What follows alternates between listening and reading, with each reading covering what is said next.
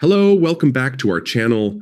Today I'll show you how to archive and delete Trello lists and cards quickly and efficiently. Open your board and click on the card you want to archive. In the card details, click Archive. Archiving hides the card but does not delete it, so it's safe if you change your mind later. To delete a card permanently, go to the three-dot menu or Settings, scroll to Archived Items, find your card, and click Delete. Remember, this action cannot be undone. To archive a list, click the three-dot menu at the top of the list and select Archive this list.